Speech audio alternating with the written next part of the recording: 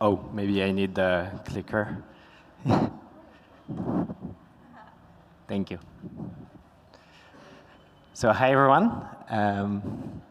So today I'll be speaking about composability of trustless financial primitives.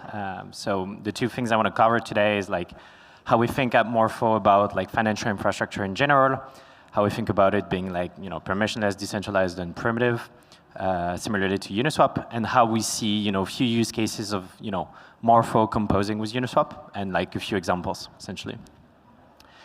So for those who don't know about Morpho already, we're decentralized lending and borrowing protocol on Ethereum. We're permissionless, we're primitive, and we're immutable and governed. And today we have like $2.5 billion of deposits on Ethereum and Base. So first, I want to chat through like the architecture because we're going to need that for the use cases. So Morpho is made of like multiple pieces. The first piece of the Morpho architecture is the Morpho markets. So you can think of Morpho markets really as Uniswap markets. It's extremely simple, primitive, 600 lines of code that does really essentially just one thing. You have like one collateral asset, one loan asset, one liquidation loan to value that says how much you can borrow of one asset with the other as collateral. And an oracle, and of course like an interest rate model. So that's one pool. It has the following properties, being like permissionless and immutable, like anyone can deploy it. You could deploy with any tokens. But obviously, a bit similarly to Uniswap, you have the problem of I have a lot of different markets. In the case of Uniswap, you have the Uniswap router or Uniswap X in order to reaggregate. The equivalent on the lending side of like reaggregating for us is what we call Morpho vaults, right? So essentially, risk creators, people doing like risk creation, so deciding, which market is actually safe to lend against. You have a vault owner that would decide for you, and you just deposit in the vault, right? So a vault owner could be anyone. It could be a risk company such as Gauntlet, or Stakehouse, or Block Analytica, or it could be like a DAO, right? So for example, we have MakerDAO. They own some of the Morpho vaults. They have a few hundred millions in there, and they hire like a risk rating like firm in order to be able to create the vault, essentially. And so think of it as a reaggregation of like Morpho markets, essentially. Okay, and so the Morpho stack, works the following way. You have the vaults at the top, and then people interact with the different markets. And obviously, different vaults can share markets with one another, right? So like the base primitives, like the immutable markets, they're stateful, and they can be reused across like different risk profiles. So one vault could try to do the compound, risk profile. Another vault could try to do the Aave risk profile. Compound and Aave segregate liquidity. In the case of Morpho, they would share liquidity to the extent that they share markets, right? And again, like both of the code bases are completely immutable. Okay, so it looks like this. It's just like this sort of like aggregated structure. With the different vault managers and obviously like the app layer. Okay, so what we're going to look into, and that's more interesting for this talk, is like how we think about financial infrastructure and collaborating with like Uniswap before as a whole. So as I mentioned, Uniswap is for swapping, like Morpho is for lending and borrowing. We share those following principles in common. Permissionless and immutable, like / decentralized, is obviously known for everyone, even though like there are interesting nuances. Like all the DeFi protocols claim to be decentralized. Very few of them are actually immutable, especially in the lending space. I even believe we're close to be like the only one. And the other one that I believe is very interesting is the primitiveness, like how instead of having one big monolith, you rebuild things in layer, and you essentially have like those reaggregation layers. So for lenders, for borrowers, I did not talk about, but there is also some concepts. Okay, so the first, like obvious hook that is interesting for Morpho and Uniswap to be used together about is, on Uniswap, V3 and soon V4, there is a lot of liquidity that's not utilized, and that's not when trading, that's out of range.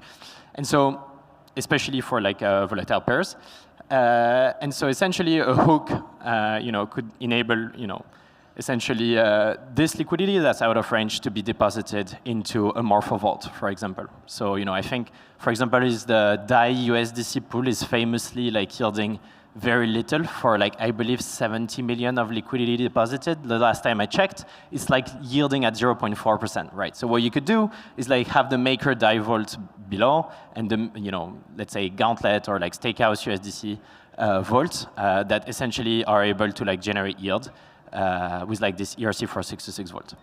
I would say, though, that it's not specific to Morpho. You have, obviously a bunch of 466 strategies.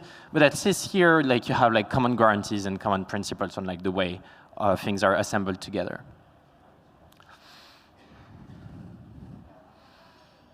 OK, so obviously, the benefits of this approach is, there was this similar concept first introduced by Balancer, the Balancer boosted pools that can be, obviously be done with, this Uniswap V3 style approach, where essentially, OK, you increase the yield, you increase the capital efficiency, and there is really very little capital that is idle.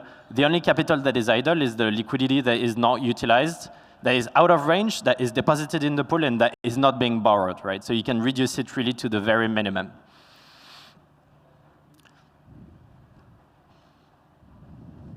OK, where it gets interesting, and this is probably where we're spending most of our time researching Uniswap before hooks, is about integrating Oracle pools inside Morpho.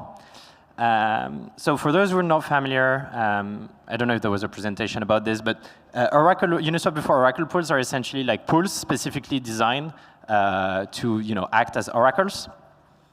So obviously in Uniswap v3, there was a TWAP already integrated into the pool for gas efficiency reasons and customizability reasons. It was removed from the core protocol in Uniswap before, and now can be integrated in a new pool thanks to a hook, essentially. And so one article that I would definitely recommend, which I don't have here, but is I believe it was written by Austin Adams on truncated oracles. It's in the Uniswap blog. Well, essentially, you can have very high customization, customizability on the way you design oracles in a trustless way. So the way it works is that you create a hook for, let's say, a TWAP or a geometry average oracle, the truncated oracle presented in the article I'm referring to. And then you deposit liquidity.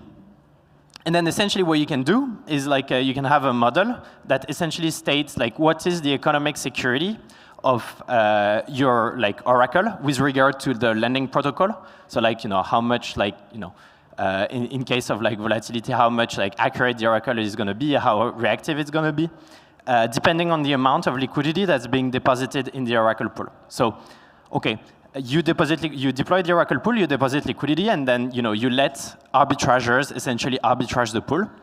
And that's it's going to give you a price that is up to date. There is a little bit of a latency component, but overall it's much better than the Uniswap v3 TWAP.